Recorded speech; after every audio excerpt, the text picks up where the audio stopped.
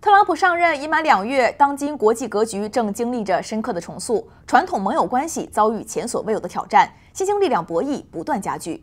从特朗普任内对跨大西洋同盟的冲击，到欧洲在战略自主与外部压力间的艰难抉择，再到中欧关系在中美竞争夹缝中的复杂调试，这些议题不仅关乎着地缘政治的走向，更牵动着全球秩序的未来。今天我们非常有幸在节目中请到了英国肯特大学荣誉教授理查德·萨克瓦、美国政治学者欧亚集团总裁伊恩·布雷默，以及我们的老朋友上海外国语大学杰出教授黄静做客观学院，和我们一起厘清变局中的权力逻辑，解析联盟重构的潜在路径，并追问一个根本命题：在动荡与不确定性成为常态的当下，国际社会将如何书写合作与对抗的新叙事 We know that no matter how you look at it, President Donald Trump has really put the entire Europe upside down, actually entire global situation upside down. And there are people who are very angry, emotional, as we can understand, that this kind of betrayal, even surrender, has really, changed the situation fundamentally. So the first question is that, is this just a crazy move ad hoc? It's just like Donald Trump has always been doing. It's some people may say he doesn't know what he's doing about, or is a kind of overall retreat or strategic retreat from the United States, given that, as we can see in the past a few years, United States as a hegemon, its capability to manage global affairs is declining sharply. Or as some, nerdish academia, myself included, thinks that it reflects an overall situation that the United States seems to abandon Wilsonism, but return to Jacksonism or so-called New Jacksonism. So I want to hear from you two very well-learned gentlemen, your opinion on this. What is it all about? It's a kind of well-organized through move or just ad hoc? Let's see. Ian, why don't you go first? Because you are in the United States. I am in the United States. And it's funny, it's usually the Americans that think that what happens in the United States affects the whole world. And it's overstated, of course. I don't think everything in Asia geopolitically is suddenly changing just because of Trump. I think the alliances are mostly staying the alliances. I think that the relations with China are mostly staying the relations with China. But we're focused on Europe. And I suspect that Richard and I agree that things in Europe are a lot more different because of Trump than they were under Biden. This is perhaps the single biggest difference between the two American presidents. Is Biden really believed that a strong Europe and a strong European Union was good for the United States on the global stage. And if you think about the response to the Russian invasion of Ukraine in 2022, Biden made a bunch of mistakes, in my view. But the one thing he did right was helped ensure that the U.S. and Europe were in lockstep day to day. They were very well coordinated. That Biden did not want to make steps that didn't have the Europeans involved and aligned. There was enormous amounts of diplomacy behind the scenes. Trump thinks that a strong Europe is bad for the United States. He supported Brexit. When he used to meet with the French president in his first term, he'd always say, when are you going to have a Frexit like the UK, right? He wanted a weak Europe. And he really believes that individual relations between the U.S. and European countries is much better for the U.S. than having a common EU that can project its own interests and, in a sense, take advantage, free ride on the Americans, be tougher on trade, all of these things. And so we can get into all this over the course of the next hour or so. I'm sure we will. But the big picture here is that Trump wants the EU to fall apart. He supported Brexit, and he supports all of the centripetal forces inside Europe. In that way, Trump is actually strategically aligned with Putin on the way that both of these men feel about the Europeans. So, Richard? Yep. So in part, it's the answer to your question is both. On the one side, Trump reflects long-term tendencies and trends. Of course, but the other side is he does it in his own inimitable manner, which is inconsistent, emotional, self-centered, yet at the other hand, perhaps a deeper strategic purpose behind it.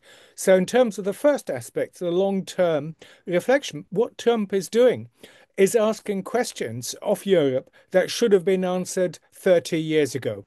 I mean, even 40 at the time of Gorbachev's reforms, the end of the first Cold War, and then the what I call the 25 years of Cold Peace. In other words, the question then was, what is the purpose of NATO? How can we really establish a genuinely functional, inclusive, pan-European security order? All of those questions he's asking in a rather incoherent manner, yet he's putting those questions back on the agenda.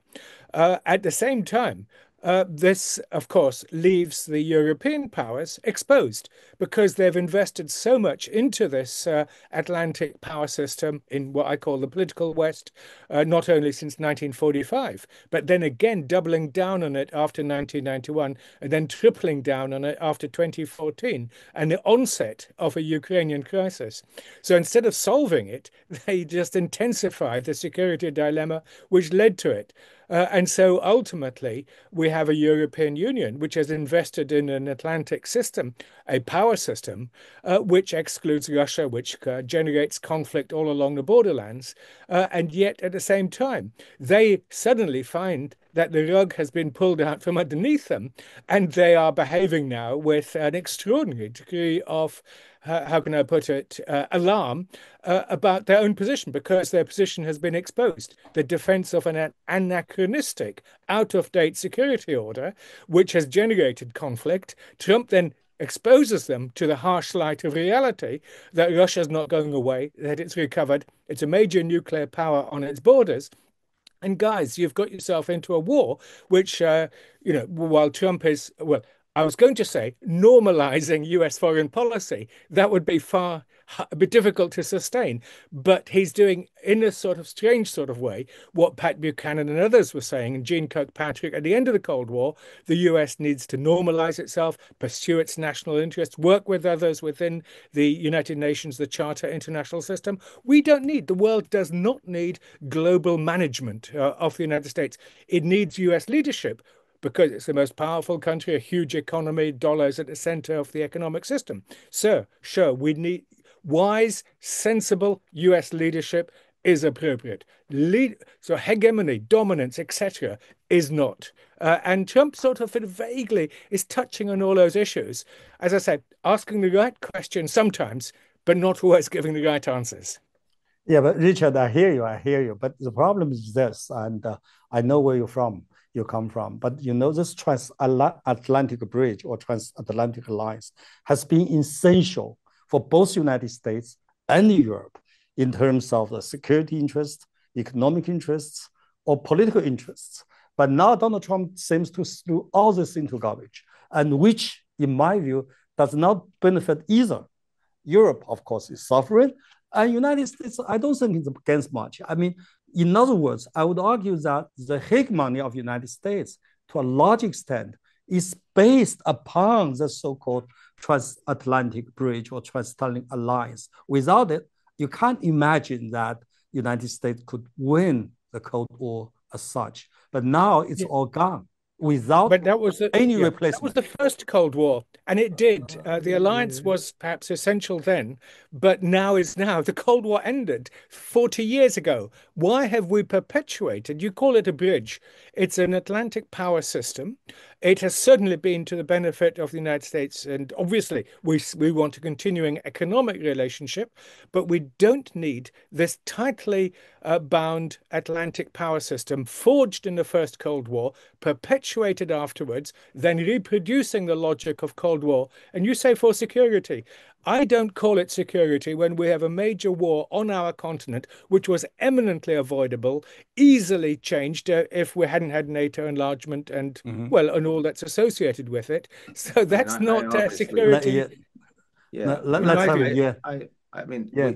we want this to be, I think, collegial, and so maybe shorter bits will allow us to do more of that.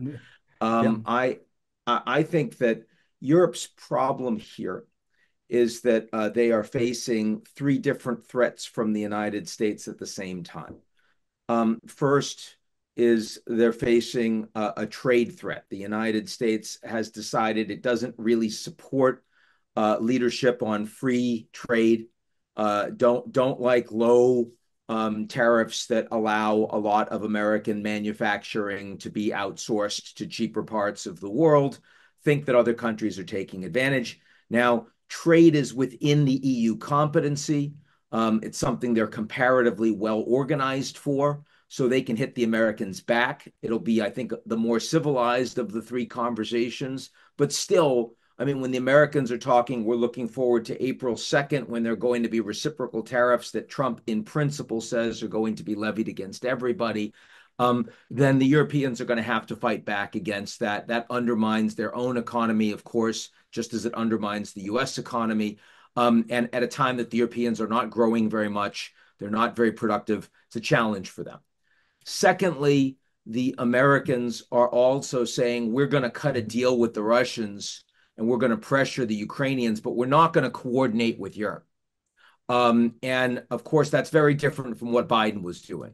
So when Trump had his 90-minute phone call with Putin, he didn't ask the Ukrainians or the Europeans, didn't tell them in advance what he was going to do.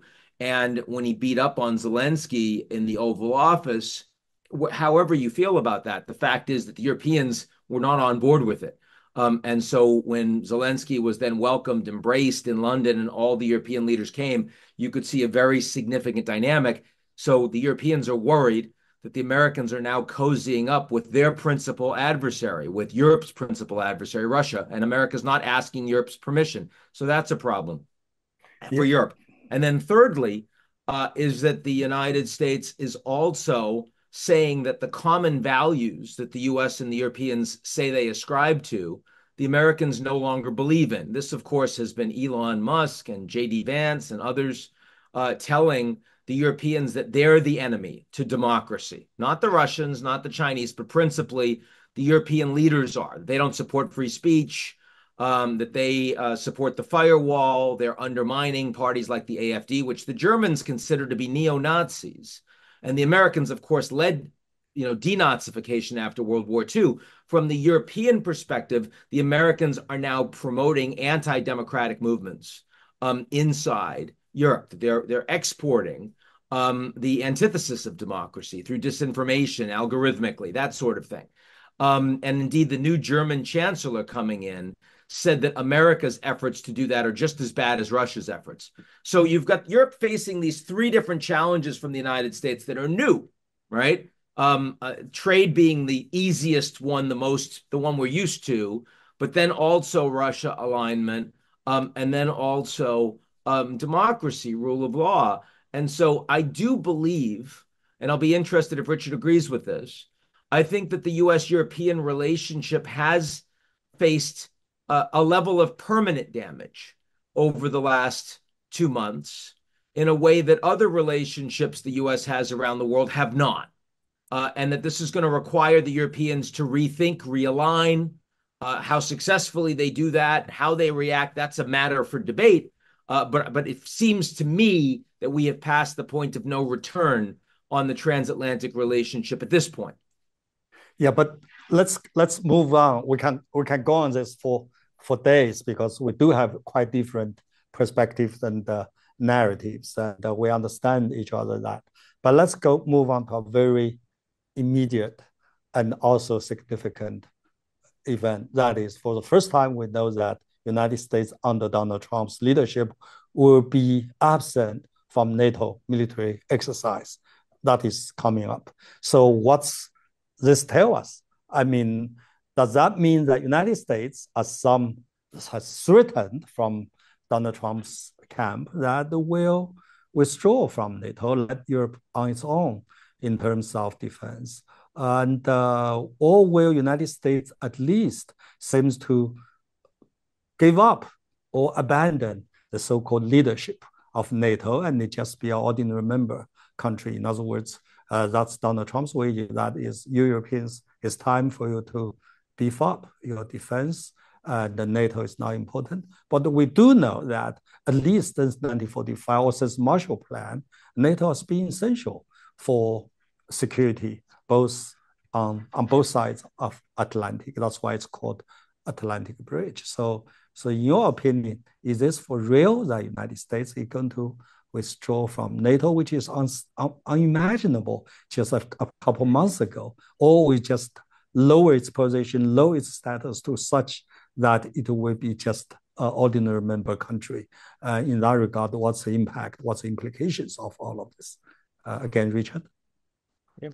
Some of this was, of course, signaled in Trump's first administration, and we'll all remember pictures of NATO assembly with Angela Merkel and the others gathered around the table, with Trump looking glowering at the center, which suggests that there's one could argue that there is a type of deep Trump. And the deep Trump is obviously his own personal proclivities and foibles, but it also reflects a deeper realignment. And of course, there's been a constituency, and possibly even a growing one, which in the United States, and Ian probably knows far more than I do. I'm sure he knows far more than I do on this.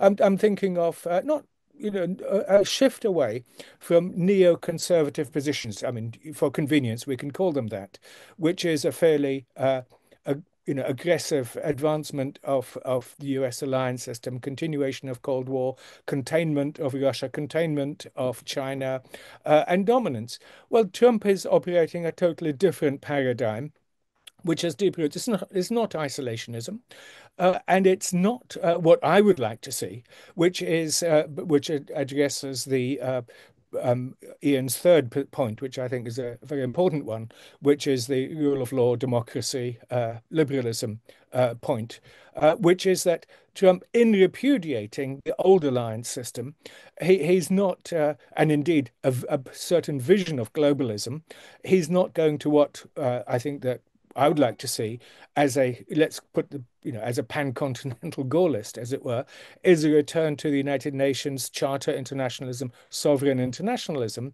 instead of which it's repudiating the old Biden-style democratic or neocon globalism, but in its place, it is a type of, it's not isolationism, but it's a new sort of globalism, which is far more aggressive, far more America first-ish.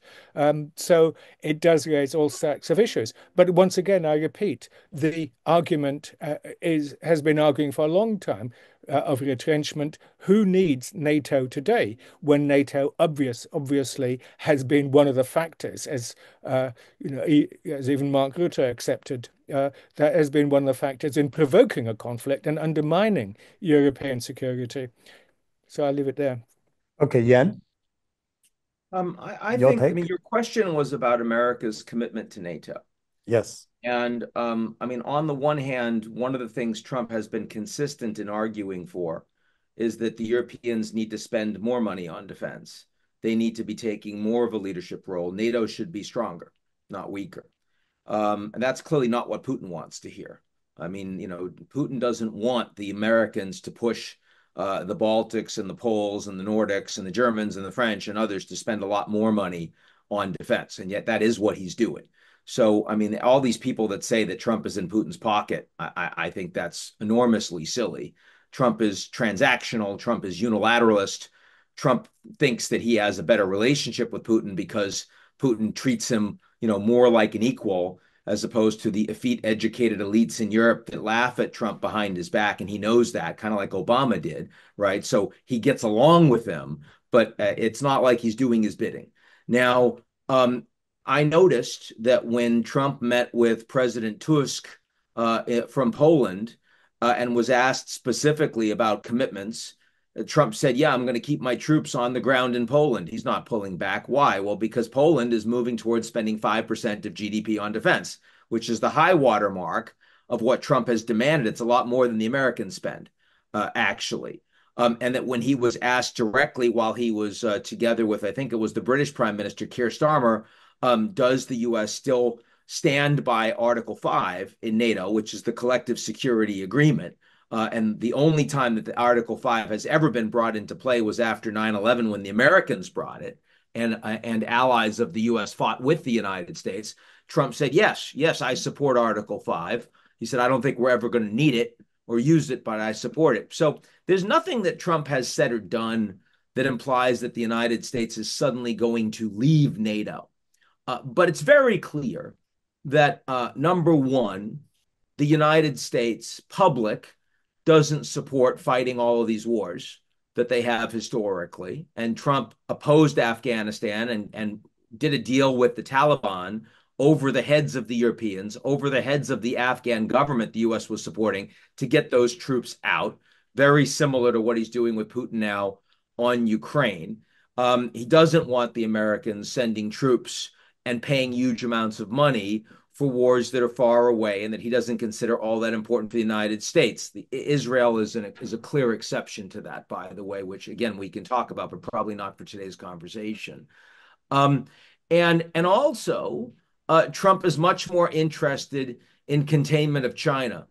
He's much more interested in the Pacific theater, and that the additional spend that you are likely to see from the Defense Department in the U.S., which will come, and also the changed spending is mostly about the Americans taking troops and capabilities away from the European and Middle Eastern fronts and moving them into the Pacific theater.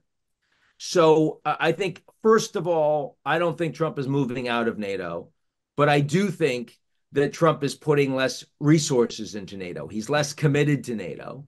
And I also think that because Trump says some things and then changes his mind, and because the United States foreign policy changes so dramatically every 4 years, that if you are a European leader, you cannot be blamed for asking yourself, if I were attacked, would the Americans defend me? If I were to call up Article 5, if I were Estonia, for example, would the Americans come in to defend me? And I think the answer to that is, we're not sure.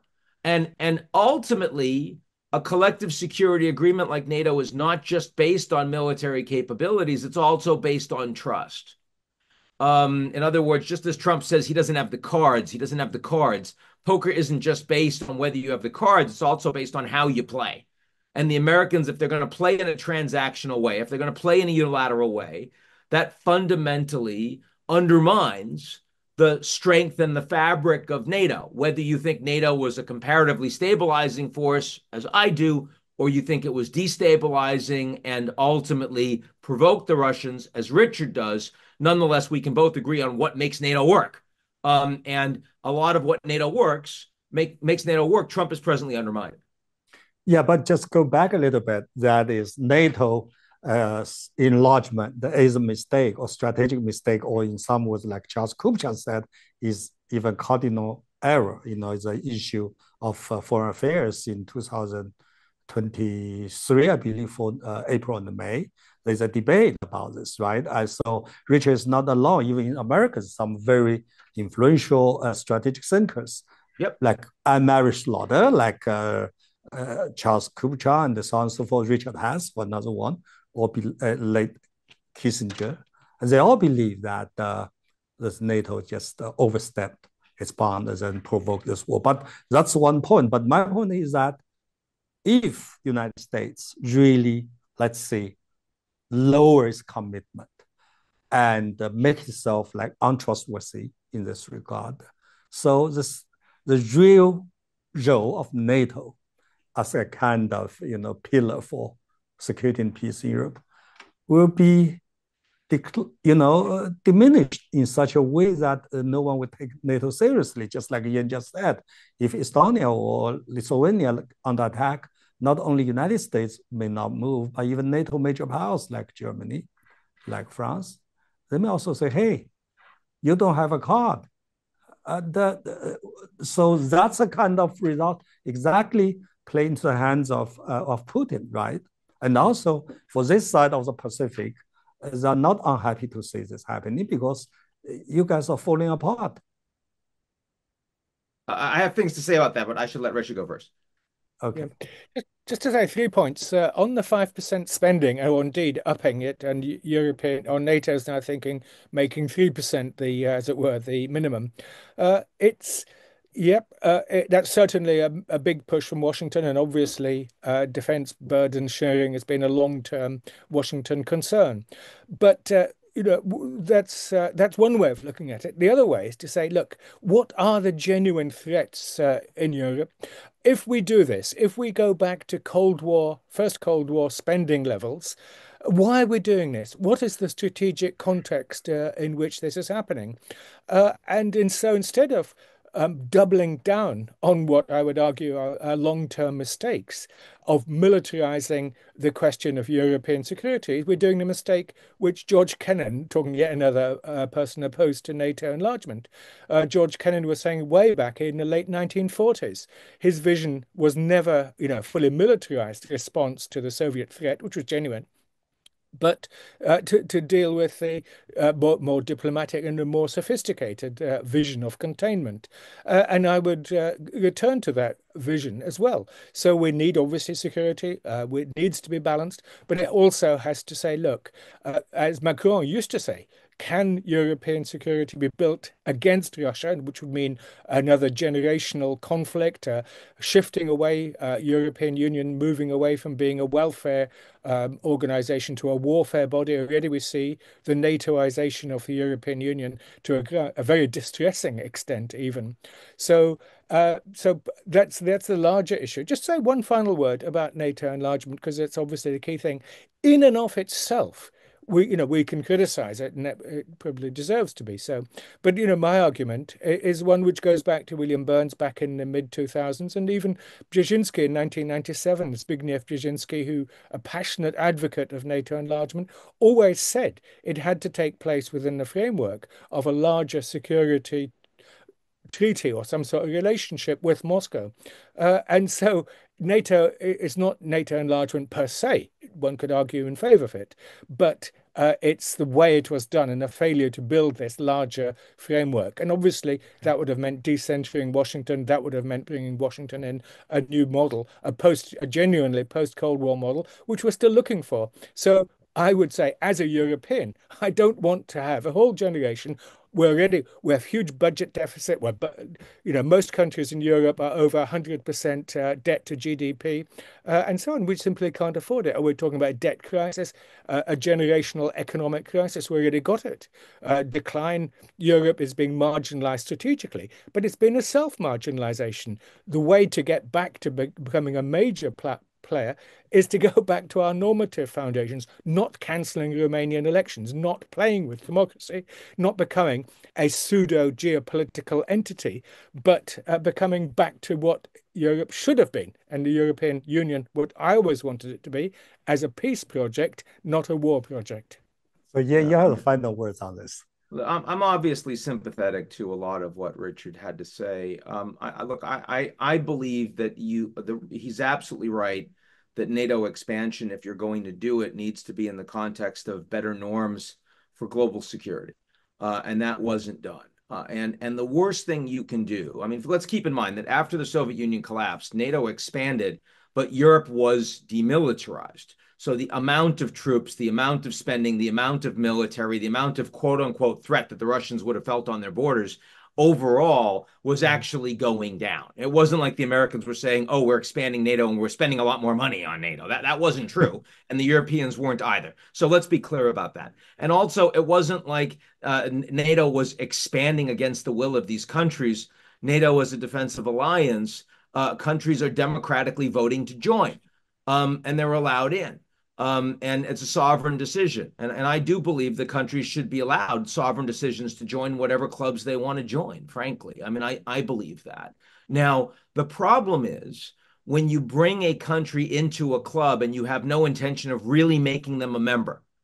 For example, Ukraine and NATO, right? For example, Russia and the G7+1.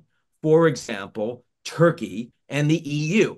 I mean, that's when you create enormous amounts of antipathy. It's when you create a sense of being hard done by. It's when you create long-term instability. and it's not sustainable.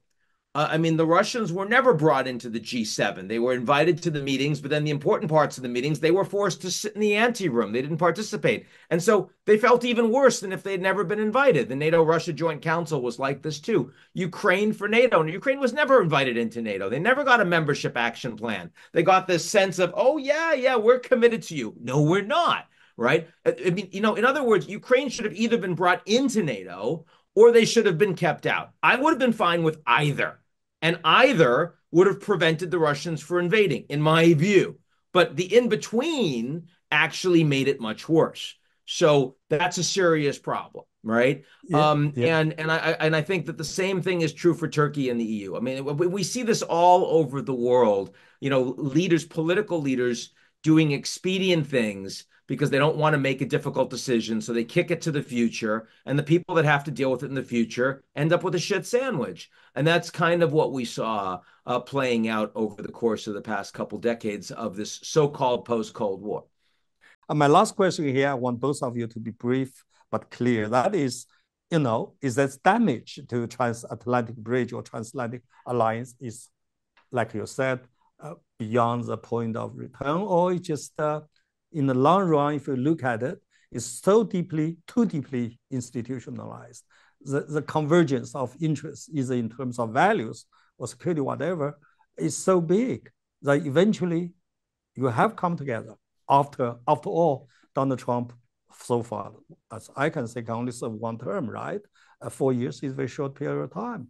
And Putin maybe still there. United States, still United States, Europe, still Europe. So with this repairable or just a hiccup historically, or this is history gone? Do you think there's still kind of comeback kind of situation? Well, it depends how you define bridge. So there's not the term which we usually use, to be quite honest, the transatlantic bridge. We usually talk about the alliance or something more substantive. Or I use the word the political West, which is this very powerful entity established during the First Cold War. And of course, it's now declining. It's declining for natural reasons. The world is becoming more multipolar. We have China as a major actor, India as well, the global South. In other words, that the whole international system has matured since 1945. And so it's very peculiar that we should still be sticking to a model established in the 1940s. Eisenhower himself said, if NATO is still about 10 years later after its establishment, then we will have failed in our purpose. And so I'm saying that it's still about nearly 80 years after its establishment is a cataclysmic failure. That does not mean to say that I want to see a gulf, a rift between the United States and the European powers. Definitely not. I think that we need a new model of this bridge, if you like to use your terminology, and a genuinely post-Cold War one, but in which we can have a more substantive vision of pan-continental European security. In other words, a post-Atlanticist vision of it, not an anti-American one. I stress that very strongly, not anti-American, but post-American, of the sort that Fareed Zakaria was talking about over a decade ago. Post-hegemony, or post-hegemonic as well. I think that there has been some permanent damage done. I agree with you that Trump's 78 years old. I mean, who knows if he even makes it one full term, but if he does after that, things will change again. But, Trump really does believe, and not just Trump, but his advisors too, JD, Elon Musk, whatever his title is, all the rest. They really believe that Europe is one electoral cycle behind the United States. And if the Americans push on this rule of law issue, if they push on this anti-democracy issue, define it as you will, that the AfD can win in Germany, the Reform Party can win in the UK and split the Tories into two, the National Rally can win in France, and the Patriots, the so-called Patriots, can win in the European Union. And so you will then have a group of ideological loyalists and simpaticos in Europe that are kind of like what you see with Milei in Argentina or Orban in Hungary. And that is an unwind of the European Union. Now, I wouldn't bet on that at this point, but I think it's possible.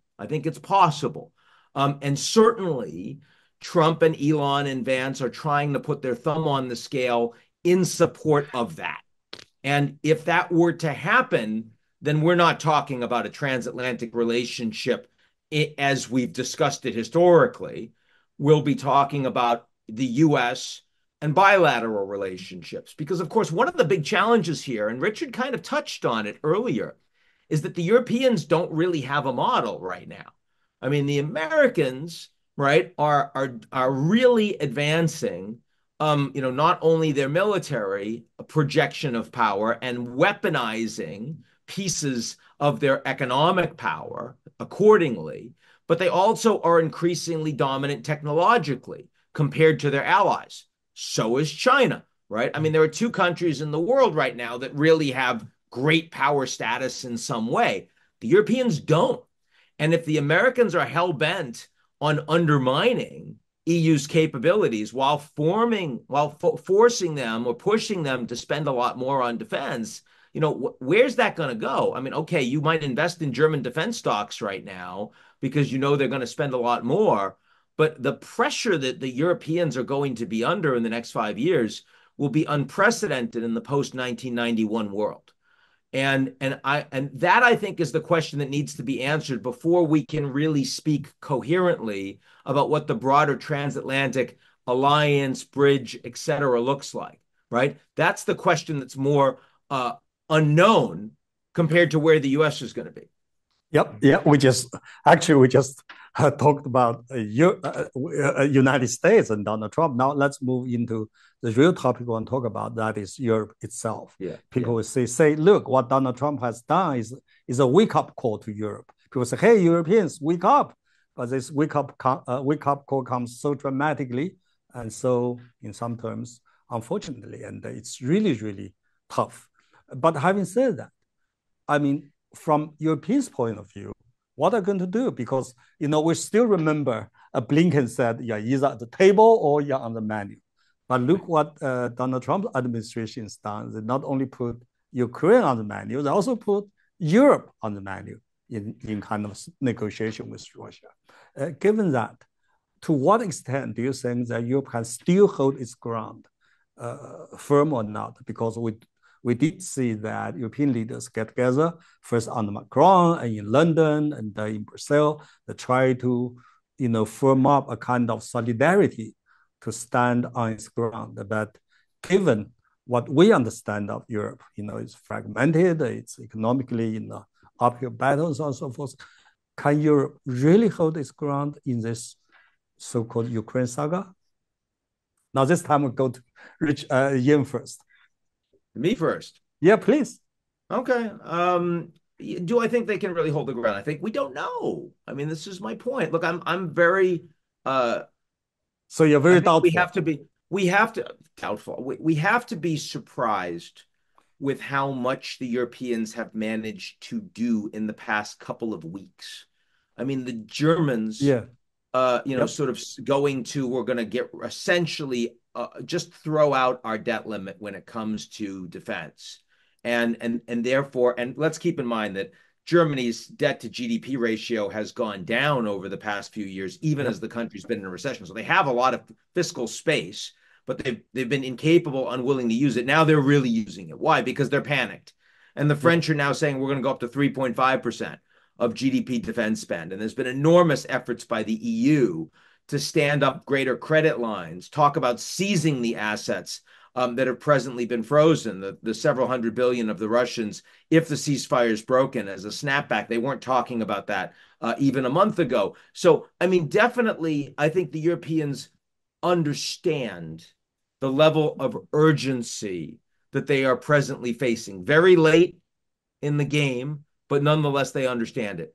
Will that be enough to change the European model, given both Russian pressure and American pressure? Will the EU be stronger in 2 years and 3 years than it is today, more capable on common economic policy, on common defense policy, on common technological policy? What I worry about, there are basically a couple of big models out there economically, right? You've got a model where the state captures the economic activity and the private sector, China, right? And that's led to incredible amounts of technological growth over the last decades. You've got a model where the private sector captures the government. Special interests and money capture the government, the United States. And that's led to enormous amounts of technological growth and innovation for the last, decades. And then you have the European model that tries to ensure that the government is an independent regulatory arbiter supporting the social contract and the average citizen. And it doesn't have the excesses of the state controlling everything like in China. It doesn't have the excesses of big money controlling everything like the United States. But unfortunately, it doesn't lead to technological growth and prosperity. And that's a problem, right? That's a real problem. And so will Europe have an effective model? Is there an in-between? Because the US is only leaning farther into big money controlling the government. It's more kleptocratic. Where's Europe in the next 5 years in that model? I fear that even though the European model actually treats citizens in a more humane and decent way and upholds rule of law in a way that China and the United States do not, nonetheless, I worry that the European model is not built to last. And I think that's I'm very interested in what Richard has to say about that. I think that you've just given an excellent analysis of the dilemma. I agree very much with all that you've said. A couple of additional points. The first one is to reinforce what you've just said, is to refer to the report by Mario Draghi at the end of last year on European competitiveness. Yeah. It was a very thorough report which identified those issues which Ian has just mentioned, in particular competitiveness, on a global scale, innovation, the lack thereof. He lists the sort of United States has got $6 trillion companies established in just last few decades. Europe has none, and so on. As well, on top of that, all compounding it, energy costs, which are 2 or 3 times higher than those in the United States, a multiple higher than those in China. So, and of course, cutting off the source of Russian cheap energy has compounded it, deindustrialization in Germany, and so on. So that's the first point. The second one is it wise to double down on failures of the past? I mean, I've always been in the past a great supporter of the European Union, of European integration. But more and more, you can call them right-wing populists, call them what you like. But ultimately, let's call it a more neutral term. There has been a very powerful sovereigntist backlash or upsurge. Brexit is one symptom of that. The high vote for example, Călin Georgescu in Romania at the tail end of last year. He's just been banned from standing for election. So in other words, what I'm concerned about in response to those challenges, which Ian has so excellently identified, that then the response, which we need to have a response, but I would like to have a bigger and more open debate about what sort of response we as Europeans, the UK and EU, should do to it. And simply then going towards the militarization option to double down on Cold War attitudes, and which of course has all blowback effects, as we just seen in Romania. It undermines the quality of our democracy. It undermines the quality of public discourse, and of course, on the other side, we should simply not forget that there are nearly 150 million Russians out there who are also Europeans. They also, ultimately, I'm quoting a Levada opinion poll of the other day, 70% want peace. They want to live normally. They would argue, and whether you agree with it or not, we should, empathy is not the same as sympathy, to understand what the logic was which started this conflict. And therefore, let's unwind that logic, let's examine it, and let's move beyond it to establish some sort of pan-continental economic framework. I mentioned the security one earlier, which would allow Europe then to become competitive. As long as it is divided along this new Iron Curtain, this new front, it will become debilitated, it will remain marginalized, and then it will suffer a massive self-defeat by going the path of militarization, increasing debt. You're absolutely right. Germany's got only a 64% debt to GDP ratio, so it's got headroom to spend money, but it should spend money on what it needs to. Modernizing its railway network. 1/3 of trains in Germany are running late permanently, as you may have heard the other day. Switzerland no longer allows. Which is shocking. Germany. It's shocking. I know, right? It's absolutely shocking. This is the Germany we know and love. Yeah. I experienced that myself because I have to be in Germany twice or three times every year. I know that the train system is a disaster. It takes me 12 hours from Berlin to Bonn just last year, which is terrible.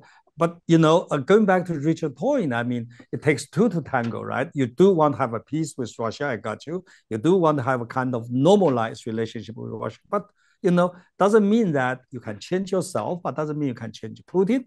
You can change Donald Trump, but that's still who they are. And if you just say, okay, let's do our own business on our own, it seems, we all understand that when facing some threat or some rivalry as strong as Russia or China and so forth, Europe is powerful, is a player, is on the table because Europe stand together.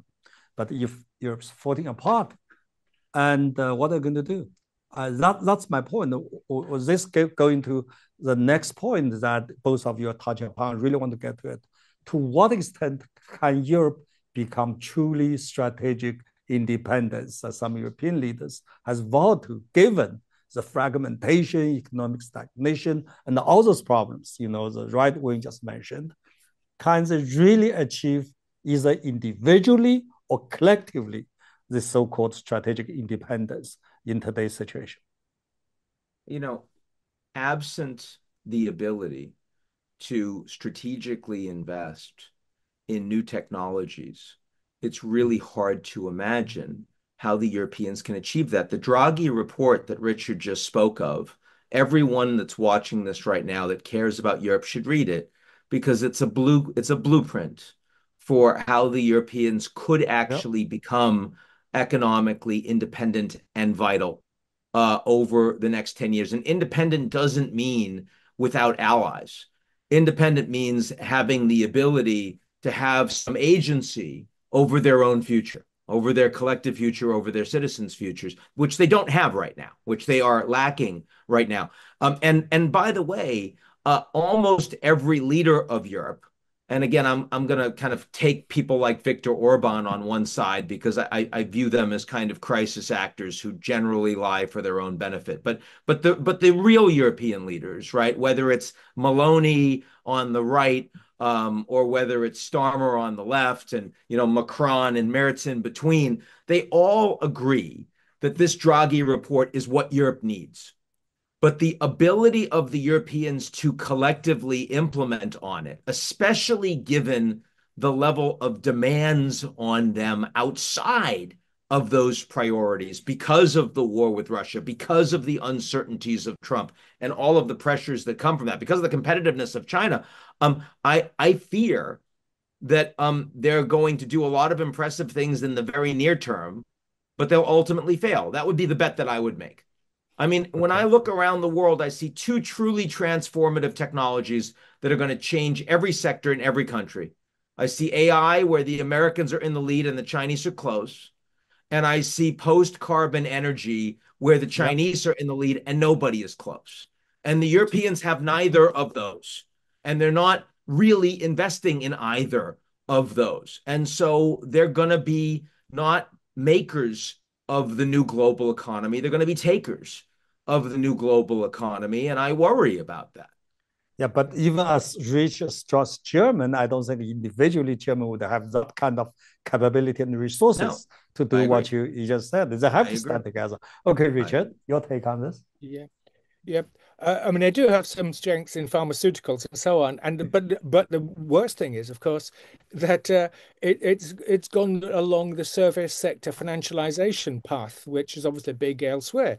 But in the sense that what this war has shown, one way or the other, is that ultimately what we used to call the real economy, the manufacturing sector, really is important. When I say manufacturing, I mean innovation in a wider sense of doing innovation and exciting new things.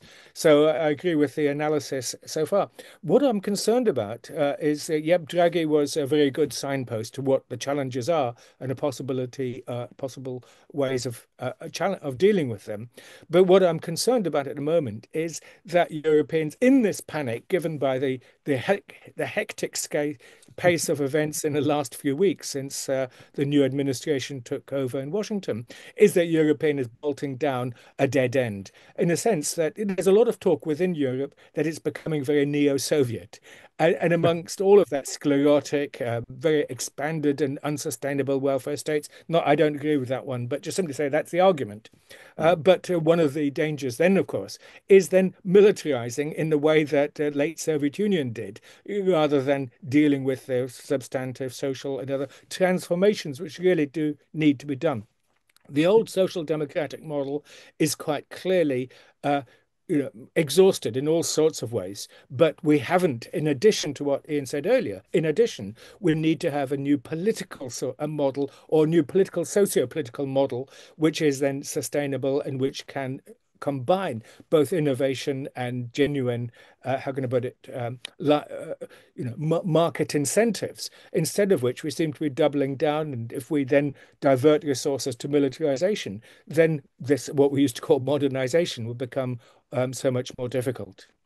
Yeah, just follow your point and go to another very interesting issue that people all around the world pay close attention, especially on this part of the world. That is, we see that the right-wing forces, no matter how you label it or identify it, the right-wing forces seems gaining momentum in Europe, in all the major powers. You know, we see Germany, we see France, Italy, Spain, you name it, even Australia. So people began to worry that, Donald Trump already make us tumbling. If we have another kind of some mini Donald Trumps all over in Europe, we are going totally upside down. Do you worry about that? It's right-wing momentum. Maybe you can call me old school, but I do not see any positive sense if right-wing momentum really come to power, because look, I mean, I think anti-everything foreign, exclusive, okay, yeah. I think the problem is slightly different. I think if you look over the last 18 months, there have been a huge amount of elections around the world, and overwhelmingly those elections have been won by non-incumbents because people are angry. And they're angry post-pandemic, which was an enormous shock that created an enormous amount of inflation, an enormous amount of migration. And so there's a hangover from that. And anybody that was left holding the bag, running for office, lost. And I think that if they had mostly been on the right, you would have had a massive anti-incumbency swing towards the left. It just so happened that most of the people that were in power through this cycle were center-left. That's okay. But I don't think that that's likely to last long. So, for example, I think that in U.S. midterms, there's a reasonable likelihood that the Democrats are going to take the House back. Why? I hope. Because I don't know if I hope or not, but the point is I think it's reasonably likely because the amount of damage that will be done to the U.S. economy over the next 2 years from a lot of what Trump is doing, which will cause more inflation and which will anger people, will lead to people say, and especially because he's not running again, so he doesn't care about the legacy of the Republican Party so much. I suspect that will lead to a bunch of people voting out whoever happens to be in power. So I think the same thing will end up happening in Europe too. So you just happen to be you're taking a snapshot right now. Let's not try to impute too much structurally from the cyclicality of a lot of these elections. Sure, that's important. Just 1 point, clarification. I mean, isn't J.D. Vance? It's unusual that Trump is willing to share the limelight. He wasn't in the first term. You mean with Elon? I'm thinking about J.D. Vance. He's certainly sharing with him as well, but I'm thinking of a successor. And I'm thinking that you said there's 1 term. What's your feeling on that? In other words, this isn't a 1-term issue. I assure you that Trump is not going to tip his hand on who is going to replace him until the last possible moment, and probably not until after that. Yeah, but I would say that I agree. My point that the real winner for this election is not Donald Trump, it's J.D. Vance. Think about it. He's 34, 39 to 40. He's become extremely popular. He already set himself up with a very presidential status, the way he argued, the one put himself. And he also very well connected close up with Donald Trump Jr. And all of this. So if Democrats cannot win back in 2026, I will think it's a very good chance for J.D. Vance to be the next U.S. president, which, for good or for bad, it is make us worry more about what's going on. But let's go back to Richard. Sorry, Richard, to interrupt Yeah, you. it's fine. Yeah, just to say that, in other words, Vance is reinventing the role of the vice president in quite interesting ways. 3 points. First, you talk about right wing and elections, and I agree with Ian's point about cyclical character of these things. Sure, we mustn't overinterpret, but what we do see is a long-term shift towards sovereigntist movements, which is a more neutral term within Europe. And of course, Brexit was a pre-pandemic issue, and it was a protest vote, ultimately, against the incumbents. Obviously, migration was an important factor. But more than that, the fact that the whole model, in the first 40 years after the Second World War, it was a social democratic movement. Then the next 40 years were a neoliberal, a more market-oriented, and, we can go far, far more further in the critique of it, like Wolfgang Streeck and others do. What I think we're now entering in is a third 40-year cycle. I mean, who knows how long it's going to last? And there's been much prefigured in terms of this sovereigntist vote. It's and indeed, in particular, concerned about the way that the European Union has emerged. In particular, the way that the Commission has used the Ukraine war to behave and to seize power from the nation states which were not envisaged. And of course, Ursula von der Leyen is speaking as if she's, as somebody said recently, as if she's a president of the United States of Europe. Well, that sort of entity does not exist, and it should not exist, and it was never envisaged within the European Union. Hence, we have this sovereigntist backlash, and including that was Sarah Wagenknecht in Germany. Unfortunately, in my view, she didn't get in. They got 4.97%, which was rather too close but uncomfortably miss as good as a mile.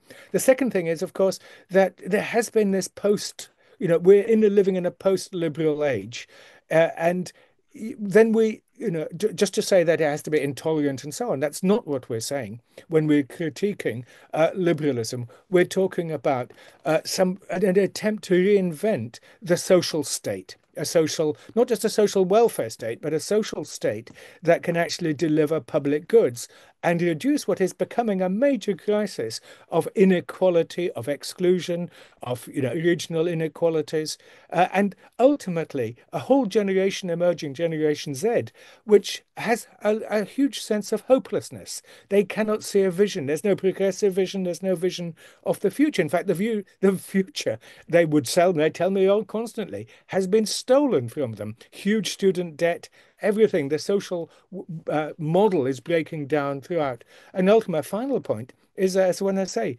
Trump is an anti-globalist of the old sort, but he's got a new form of globalism, which is far more, how can I put it? Well, brutal. And I agree very much with the point that Ian made earlier, is that this is liable to provoke a major economic crisis, first of governance, quite apart from that, within the United States, with global contagion. So, but unfortunately, what we do need is not just simply a new model of this sort of very competitive, great power globalism, dog-eat-dog globalism, but a new vision of genuine internationalism. And that's where we have the BRICS, we have all sorts of other bodies calling for it. Whether they're doing it or not, we can debate. But in other words, the Western world itself, not just Europe, is becoming marginalized. Yeah, Richard, we only have about 30 minutes left. Let's push a little bit, be brief and to the point. And I really have to, sorry for that. And this is a real question. That is, President Donald Trump seems to launch a universal tariff war against everyone, Europe included. We know that Europe is a powerhouse, economic powerhouse, largely because it is very much open. It totally depends on the global market, especially American market. Given this tariff war Donald Trump is going to launch, how are you going to deal with it? Is it going to beat back on it, or will eventually compromise in Trump's term? And what's the impact to Europe's economy and beyond? What's the impact to the global trade system, which European economy is very much dependent on? We started with this conversation when I was talking about the three areas that Trump is hitting the Europeans, and I glossed over trade a little bit. I didn't spend much time on it. In part because I knew we were coming back to it, but in part because it's the area of the EU's maximum competency. right? I mean, the EU was not established to be the United States of Europe, but it was established to be a common market. It was established to create common trade policy. And so it's good at that. It has capable people in those fields. And the euro is there. Absolutely. And so, it's very interesting. People say that Trump is transactional, and that's only true in a limited sense. When he's dealing with interlocutors on a global stage that are powerful, he's transactional. When he's dealing with weaker players, he's not transactional. He's predatory. It's not win-win. It's he wins, you lose, and he determines the outcomes, and you accept them or else. And if you ask the Canadians or the Panamanians or the Danes or the Mexicans, how they feel about Trump, they don't think he's transactional. They think he's predatory. But when you talk about trade and the EU is not going to just sit and lie down and deal with whatever Trump says on trade and say, okay, sir, how do we avoid making headlines with you? They're going to hit back.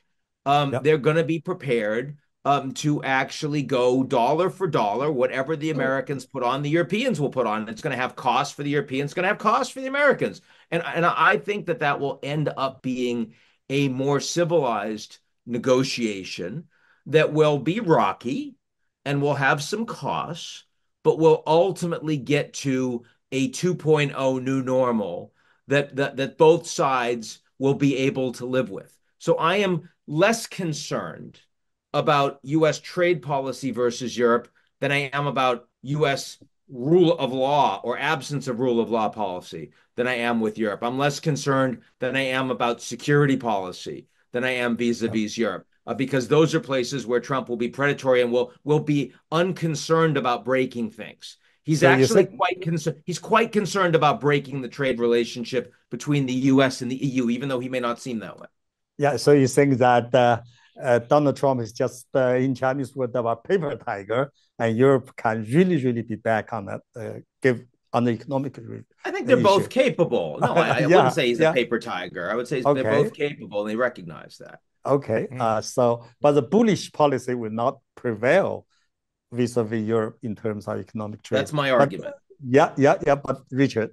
No, I agree with that. That Europe is precisely its major competency is in trade and managing economic affairs, and so they'll give as good as they get. So will China, of course. So go Europe. Yes.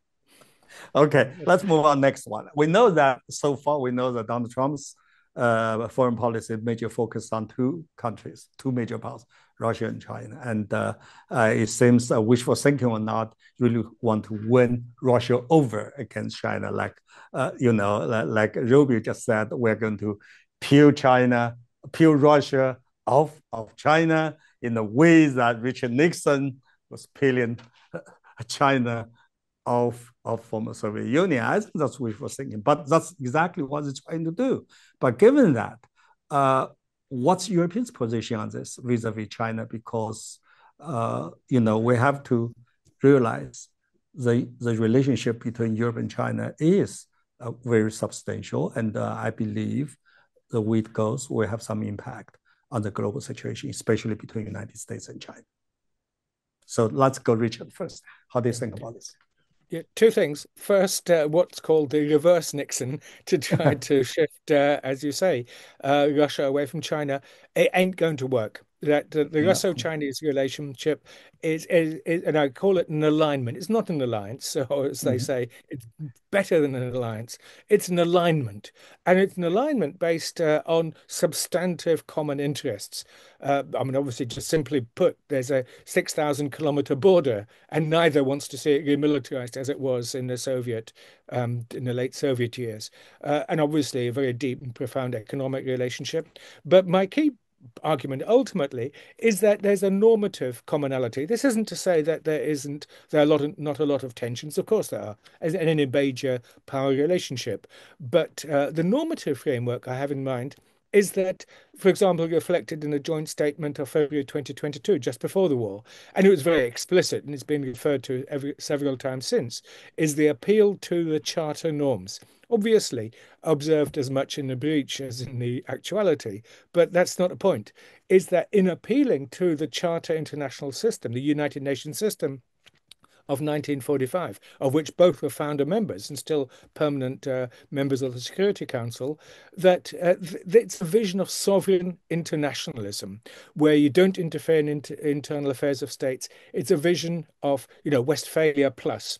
So that's the normative foundation, and that's not going to change. And obviously, working together in the BRIC, Shanghai Cooperation Organization, elsewhere.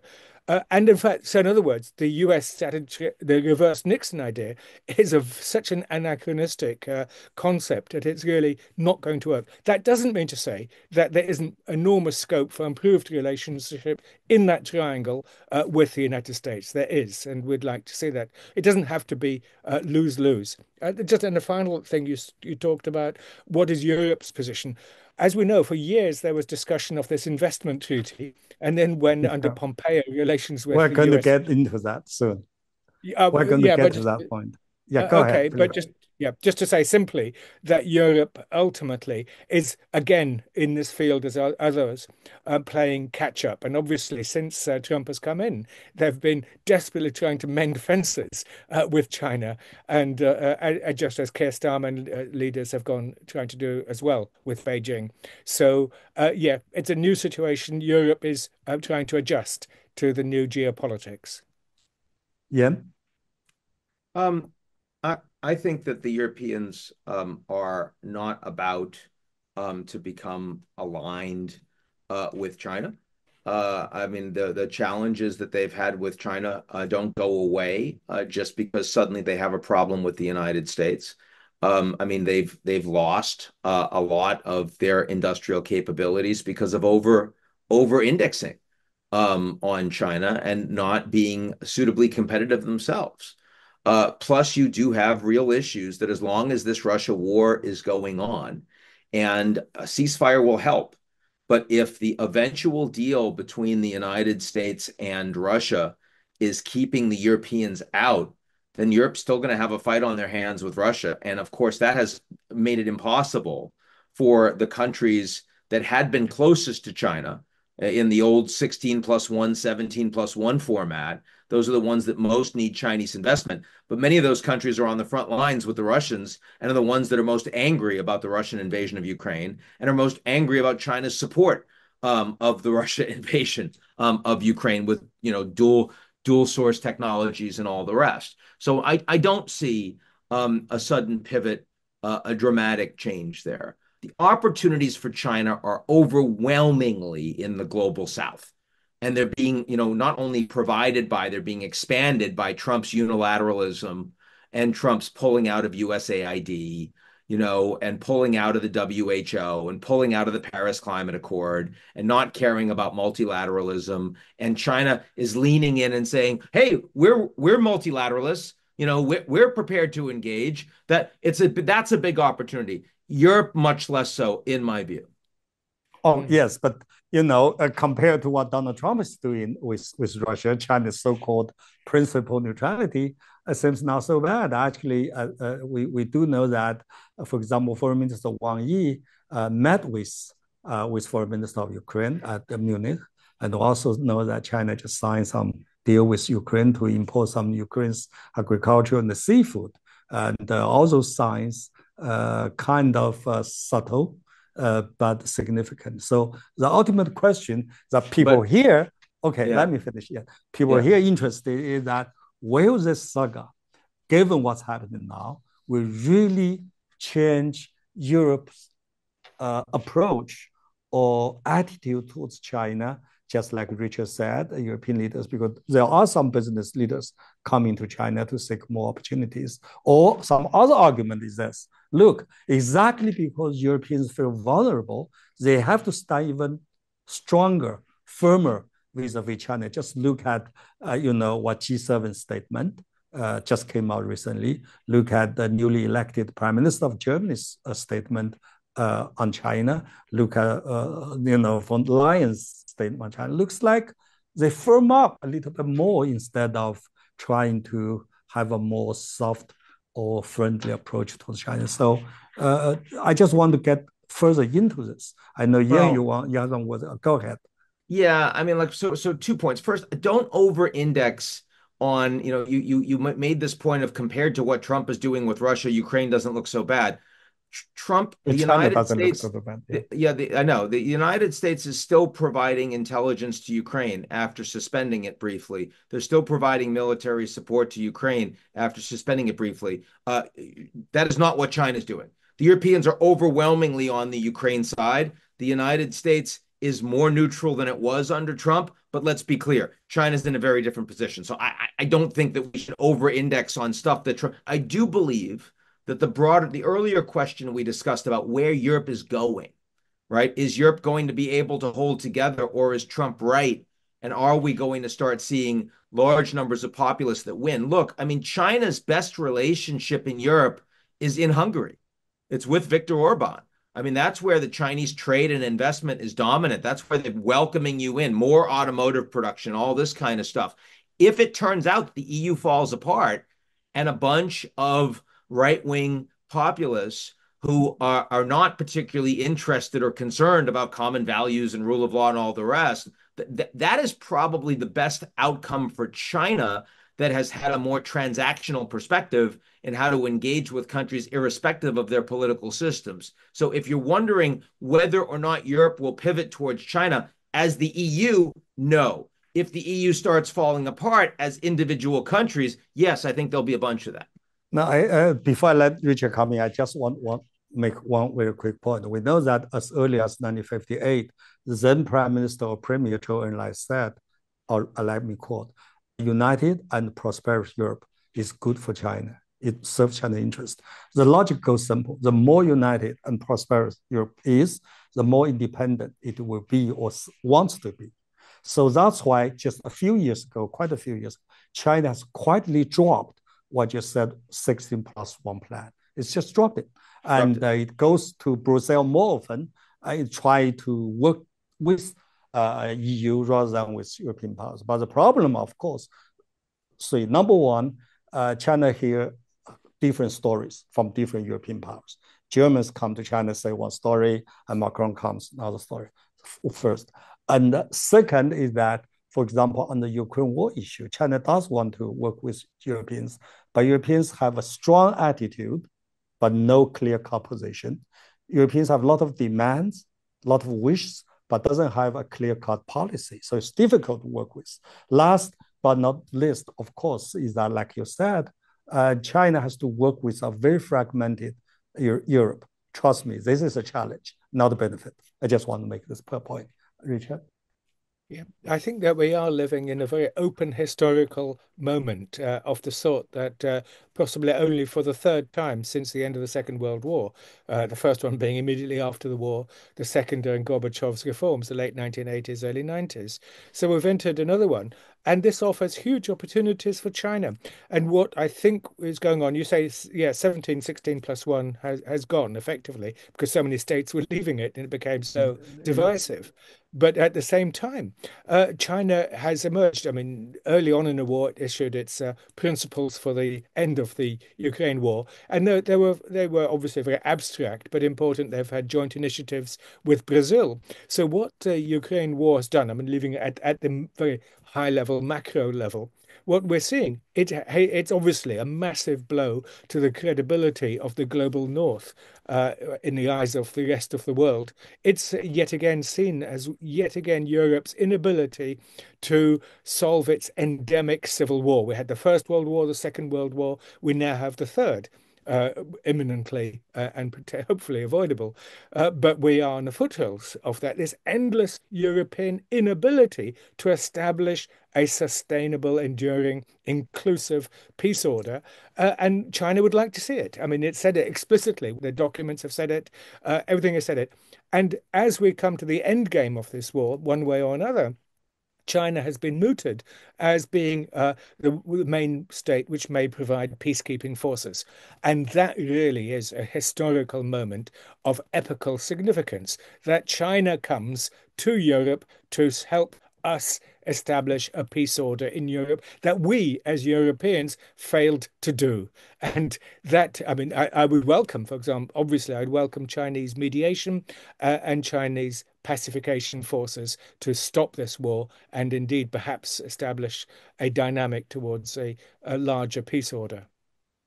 Yeah, obviously, from this side of the Pacific, or the people see two different pictures. And on the one hand, we do see that a lot of expressions or hints that Europe will come closer to China, or at least if Europe can really achieve this so-called strategic independence, it will play a role of like a hedge between the United States and China, or like some people say, strategic balancer. But to have another story say, no matter what, Europe will still lean towards or even side with the United States vis-a-vis China. We don't know yet. That seems quite divided on this. But of course, the overall picture from this side of Pacific from China is that there's a lot of convergence of interests in terms of environment, non-proliferation, and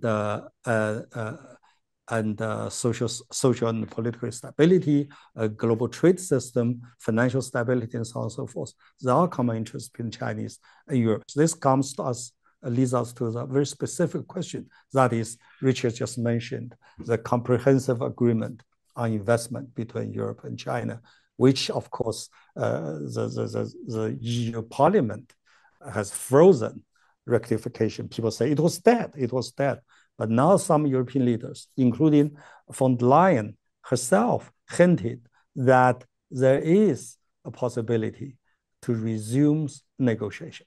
So if this really happened, that would be a very substantial step towards reconciliation between Europe and China. It's a good thing, at least for the Chinese. This is very good news because two economical powerhouses, if can work together, at least can kind of less some damage done by Donald Trump's tariff war. So in that regard, let's go, Richard, first. To what extent you think it's likely that CAI can get back, can have a second run? As you know, it took years to negotiate, and then it came to a shuddering end in the tail end of the last Trump administration. I personally would welcome it. I agree with your argument that ultimately, a strong economic relationship between China and European powers is to mutual benefit. And of course, Ian mentioned earlier some of those tensions, the fact that we've lost their competitive edge when it comes to electric vehicles, when it comes to solar panels, in a whole area of elements and where there's difficulty. So, but of course, all these issues can, have to be worked out. As for the likelihood, yes, we're in a new geopolitical moment, and Europe suddenly realizes that it needs China as much as China needs Europe. So, who knows what's going to happen? But certainly, I would like that agreement to be signed, sealed, and delivered. Yeah, I'd be surprised. Again, I think that what the Americans are doing right now to Europe makes it more attractive as at least a lever diplomatically, but maybe as a longer-term hedge. I just see when I look at Merz right now in Germany, and I understand where he stands on China, which is pretty hawkish, all things considered. And he represents the largest economy. I mean, yes, they recognize that they need to be independent of the United States, but I think they're going to be very careful in what they're going to sign and what they're going to engage in Beijing. So at the end of the day, I would be surprised if that deal ends up getting over the finish line and signed, even though I see some strategic reasons why many Europeans would be interested in that. So you're doubtful about this? Yes, I think, this brings us to end. I'd like to give each of you two gentlemen about 1 or 2 minutes to give a kind of, not summary, but kind of your really the key point you want to make for this very meaningful conversation among three of us. We go to Ian first. I think that the European Union has been the most successful experiment of supranational governance in the world. And we owe a debt of thanks to all of the people that have embarked in that experiment. Yes, it has eroded state sovereignty to a degree, but it has also shown that international cooperation can allow for the promotion of shared interests and values long-term and strategically that make the human condition better. It is facing an existential threat right now, geopolitically from Russia, geopolitically from the United States, and also from a bunch of short-sighted decisions of their own leaders. I hope that will ultimately make the EU and Europe stronger, but I think that we have to all recognize that this is a period of great uncertainty, and we don't have a crystal ball for 5 years out for Europe right now. We don't know if they're really going to make it. Again, from my perspective, I certainly hope they do. Richard? I think that we're faced with a paradox. The more that the European Union becomes geopolitical, the less it becomes the European Union that it was initially established to be, and the one that I wanted it to be, which is as in addition to what Ian said, a peace order. And obviously it was established in part to ensure that France and Germany were never able to go to war with each other. Its catastrophic failure in the post-Cold War years that it failed to play the same trick with Russia, and of course all the countries of all the former post-Soviet states, and therefore it then became an instrument of division, as we know about the Maidan. Of course, was all about signing an association agreement. It became, as Ian was saying earlier, about being in or out of NATO. Either you're in or you're out, but not this endless twilight zone. I think the European Union has entered a twilight zone. I think that the geopolitical pressures, as it tries to play a game for which it was not created for, it will put pressures on it. So its very existence, and indeed of the entire Western security system, given the fact that clearly Russia is a nuclear power and it's taken, the war is going to have huge blowback effects, which may whose power and force and shape is difficult to predict. But we're in for a very, very difficult few years in Europe, unfortunately, and we look certainly to China, to India, and the global south to, as it were, maybe come to our support and aid, because we are going to make, again, an even bigger mess of things than we have done on our continent over the last 30 years. Yeah, I think three of us, even though we have different opinions from different perspectives, I think three of us would all agree that Europe is facing a very, very tough, formidable challenge because what Donald Trump is doing. No matter what comes out from this US-Russia deal, Europe will look bad. It's bad for Europe economically, in terms of security, in terms of transatlantic relations. The totally gone. It's yesterday's story. So what Europe is facing is a very tough world. In that regard, if we're really facing a multipolar world in which unilateralism in the United States is prevailed, American first, there's no return on that, at least in the next 4 years.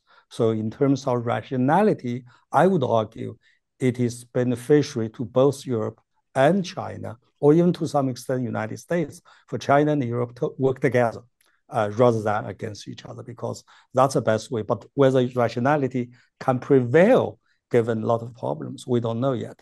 But I just hope that wisdom and the courage of Europe and China, especially in terms of leadership, can really work us into that direction of cooperation, or at least coordination rather than confrontation. Because even for the sake of Ukraine war, a cooperation, a coordinative kind of platform between Europe and China is more beneficial than other way around. So that's my point.